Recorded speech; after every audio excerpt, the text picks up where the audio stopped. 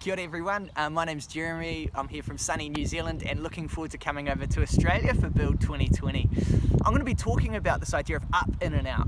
And in this increasingly secular world, men are called to hyper-individualistic lifestyles now. We're really encouraged to depend on ourselves and to turn from anything that might limit our freedom. We're told that true life is found when we're free from any commitments and we can chart our own paths. But the scriptures paint a very different picture to what the abundant life looks like. Scriptures say we find freedom within slavery to Christ. We find life when we allow ourselves to be crucified.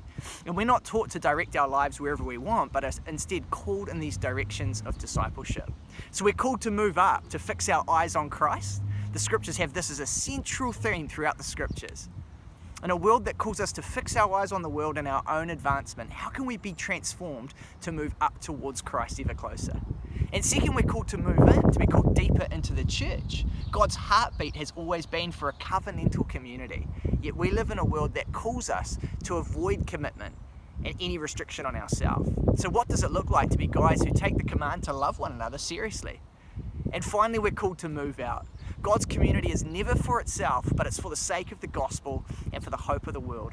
Christ models a life that is greater by far in its attitude of service for the least of these. So how can we learn to move out into the world? So I'm looking forward to sharing with you about how we can be guys who are moving up towards Christ, moving in together in our churches, and moving out into the world for the sake of the gospel. See you next year.